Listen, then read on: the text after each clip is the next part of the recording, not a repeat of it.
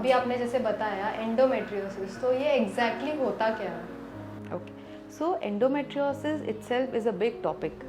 अगर मैं उसको ब्रीफ में या शॉर्ट में बताना चाहूँ तो एंडोमेट्रियम जो होता है, जो एक इनर लाइनिंग है ऑफ द यूट्रस, ये नेचुरली सिर्फ यूट्रस के अंदर ही होना चाहिए। Nature has made this lining for the embryo to grow, और अगर प्रेगनेंसी नहीं है तो हर महीने ये मेंस्ट्रुअल साइकिल के रूप में ये शेड होता है। अभी ये जो एंडोमेट्रियम है, अगर यूट्रस के अलावा इसके एबनॉर्मल साइड्स देखे जाए तो मोस्ट कॉमन होता है ओवरीज। ओवरी में अगर एंडोमेट्रियल डिपॉजिट्स है तो ऐसे पेशेंट्स जब भी हर महीने इनको पीरियड्स में ब्लीडिंग होता है, उसी तरह ये एंडोमेट्रियल डिपॉजिट्स ओवरी के अंदर ब्लीड होते हैं, and slowly over the years they grow and they form an endometrioma, जो ओवरी का अंदर एक स्मॉल लीजन बन जाता है। ये एंडोमेट्रियोमा हमारे एग रिजर्व को कम कर देता है, जिसके कारण बहुत बार एंडोमेट्रियोसिस के पेशेंट को लो AMH जैसी प्रॉब्लम्स होती है।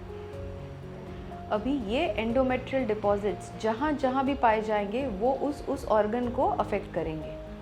अगर ओवरी के साथ जो बाजू में हमारे फेलोपियन ट्यूब्स होते हैं, जो इतना नाजुक स्ट्रक्चर है कि अगर ये ट्यूब्स में अफेक्ट हो गया तो ये इनफर्टिलिटी को अफेक्ट करेगा।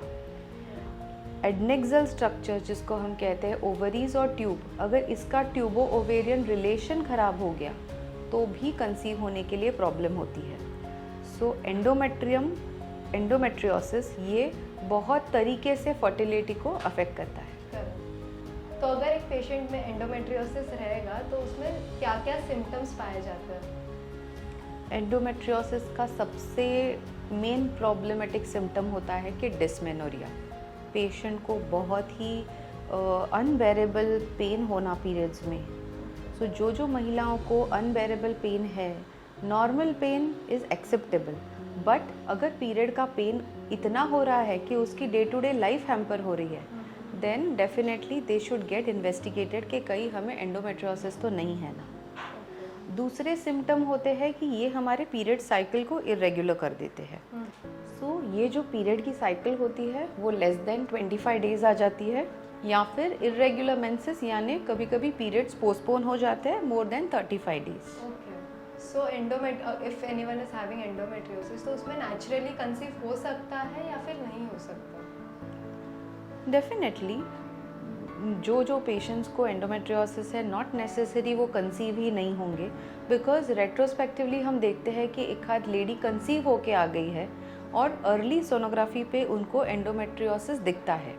सो एंडोमेट्रियोसिस है मतलब आप नेचुरली कंसीव होगे ही नहीं, ऐसा नहीं है, बिल्कुल ही नहीं है। बट एंडोमेट्रियोसिस में अगर कंसीव होने में तकलीफ़ हो रही है तो इन्वेस्टिगेट करना ज़रूरी है, या फिर हमें पहले से मालूम है, मैरिज के पहले से या प्रेग्नेंट होने के पहले से, कि मुझे एंडोमेट्रियोसिस है।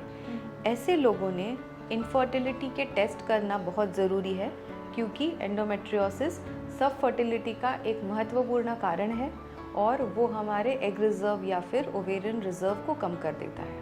So what are the treatment options for endometriosis? जब भी एंडोमेट्रियोसिस का पेशेंट हमारे पास आता है तो हमें उसको कैटेगराइज करना पड़ता है इन माइल्ड, मॉडरेट या सीवियर एंडोमेट्रियोसिस में। सबसे पहले मोस्ट इम्पॉर्टेंट इन्वेस्टिगेशन होता है कि पेल्विक अल्ट्रासोनोग्राफी करना। उस अल्ट्रासोनोग्राफी पे अगर पता चले कि एंडोमेट्रियोमा या फिर एंडोमेट्रियोसिस स्मॉल है, यानी कि लेस देन 5 सेंटीमीटर है, और पेशेंट को बाकी कोई सिम्टम्स नहीं है या फिर बाकी कोई रीजंस नहीं है इनफर्टिलिटी के, ऐसे पेशेंट्स में सबसे पहले हम उसका एग रिजर्व चेक करेंगे। अगर एग रिजर्व भी सही रहा, माइल्ड एंडोमेट्रियोसिस है और कोई वजह नहीं है इनफर्टिलिटी के, तो फर्स्ट कुछ महीने हम उनमें ओव्यूलेशन इंडक्शन ड्रग्स देके पेशेंट को नेचुरली कंसीव करने की कोशिश कर सकते हैं। बट अगर ये कोशिश नाकामयाब रही, मतलब उसमें भी पेशेंट कंसीव नहीं हुआ, तो डेफिनेटली हमें कुछ आगे के टेस्ट, यानी कि पेशेंट की ट्यूब्स नॉर्मल है ना, ऐसे में कभी कभी हिस्टेरोसाल्पिंगोग्राफी या फिर हिस्ट्रोस्कोपिक लेप्रोस्कोपी करना पड़ता है, जिसके हमें पता चलता है कि क्या ट्यूबो ओवेरियन रिलेशन सही है, यूट्रस के अंदर और कोई प्रॉब्लम्स नहीं है ना, और पेल्विक एंडोमेट्रियोसिस कितना है।